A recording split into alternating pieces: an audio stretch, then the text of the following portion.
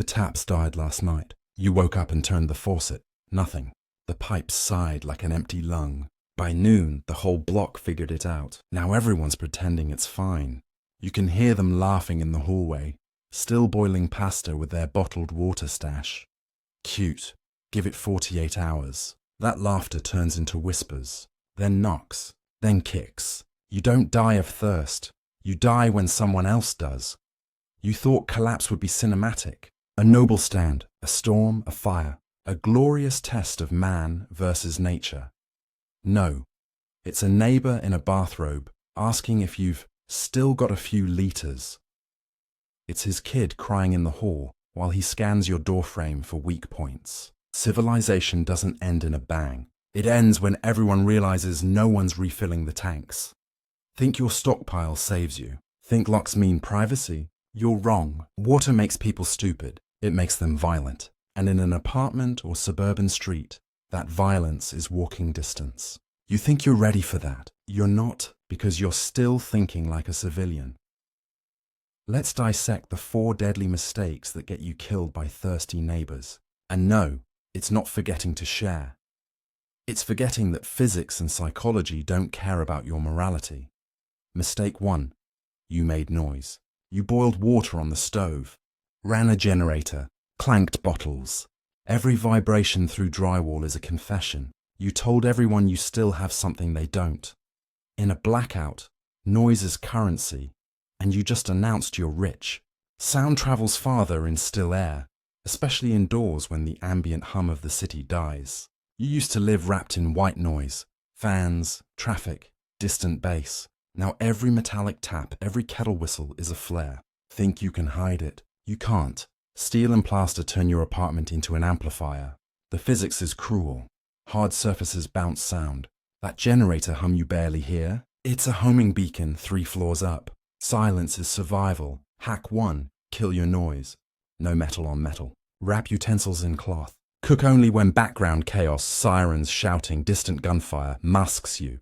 If you have to boil water, use a thermal flask and preheat quietly, insulated under blankets to muffle sound. Want to get creative? Trash helps. Egg cartons, fabric scraps, old clothes. Line them on walls as poor man's acoustic foam. Air pockets absorb vibration. Soundproofing through entropy. It's not pretty. It works. Mistake 2. You glowed in the dark. Humans are moths. They move toward light when everything else is dead. The moment you strike a match, you announce, I have energy. And energy means safety, means warmth, means water. The human eye spots a candle flicker at over a kilometer on a clear night. Remember that before lighting your cozy survival lantern. Physics lesson.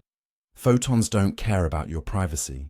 Even 1 lumen through a crack in the curtains leaks like blood in water. Urban glass reflects it, multiplies it, broadcasts it. In total blackout, your window's not a view, it's a signal flare. Hack 2. Go full blackout discipline. Use double layers of trash bags or heavy fabric for blackout curtains. Tape the seams. Reflect light back inward using aluminum foil if you've got it. No exposed flame ever. Use chemical glow packs or build a trash lamp. LED scavenged from toys or flashlights. Wired to small batteries. Diffused through opaque plastic bottles. Low output. Localized. Invisible from the street. You want enough light to read, not to advertise. Remember, light discipline isn't paranoia. It's physics. Mistake 3. You didn't think like a predator. You prepped like a saint. Stocked water. Hid it neatly. Believed that goodwill still existed. It doesn't. Not after day 4.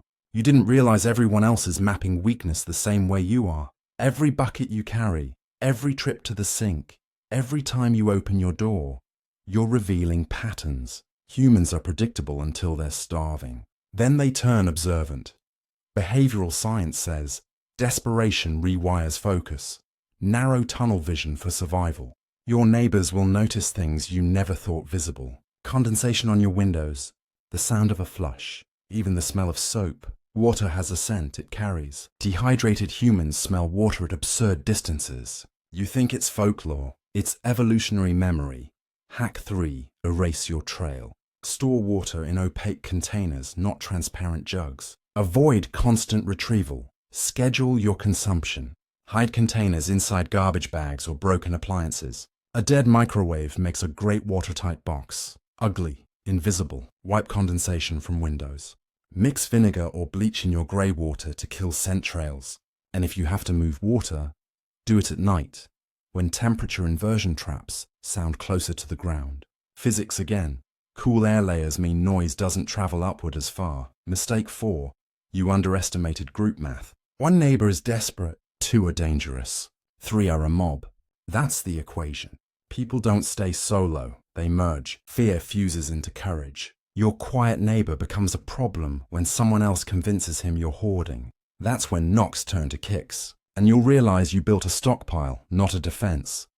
Here's the real collapse math. A gallon of water per person per day. Most people have 1 or 2 in storage max. That's 48 hours. By day 3, dehydration starts clouding judgment. By day 4, they stop caring about consequences. They'll kill you for a sip. You'll hesitate because you're civilized. That's your mistake. Hack 4. Build the illusion of scarcity. Don't show strength. Show struggle. Let your apartment look empty, unlit, useless. Leave a cracked bottle near the door. Half full, dusty, forgotten. If someone breaks in, they see scraps, not treasure. Keep your real water sealed, low, behind or under heavy junk. Old printer carcasses, busted monitors, anything scavenged from office trash. Junk is camouflage. Trash makes the fortress invisible. Hack 5. Weaponize information. In collapse, rumor is armor. Spread the idea that your floor's contaminated, or that your place flooded with sewage. Nobody wants cholera. Fear is more effective than violence. If you've ever wondered why ancient fortresses use dead animals in moats, this is why. Disease is deterrent. You can simulate it with a broken toilet, a smell, a story. No bullets required. Hack 6. Plan your silence exits. If the building turns hostile, your survival route isn't the front door. It's through maintenance shafts, basement access, or rooftop ladders. Study your structure now. You won't have time later. A building is a machine. Wiring, plumbing, ventilation. Use it. Crawl through what others ignore. The trash ducts? Lifelines. You think it's filthy? Filthy is alive. Pause and look around. Every object in your space is either insulation, camouflage, or weapon. Nothing else matters. That stack of cardboard, thermal layer, broken blinds, tripwire frame, empty soda bottles, water filters. The garbage you mocked yesterday is the engineering kit of your survival. Society threw away its tools. You just learned to use them, let's get honest. The real apocalypse isn't thirst, it's visibility. The minute someone knows you have what they need, your clock starts ticking. Urban collapse is an ecosystem. Predators, prey, parasites. You want to be invisible biomass. There, but not worth chasing. Spite is your strategy. You don't share. You don't brag. You outlast, because collapse isn't fair. You can't talk your way out. You can't buy your way through. You can only hide behind physics, soundproof, lightproof, heatproof. Every layer of trash buys you hours. Every lie about your situation buys you days. And every time you keep your mouth shut when someone asks, "Got any water left?" you buy your life. Water conducts heat 25 times faster than air. Remember that next time you think of hiding a full bottle near a window, it'll condense, betray you. Air is insulation only when trapped. That's why cardboard and fabric outperform metal. Science doesn't care what brand your gear was. It only cares what still works when power doesn't. You survived not because you prepared better, but because you stopped pretending. You stopped believing in polite society after day 3. You accepted that empathy is a luxury of abundance.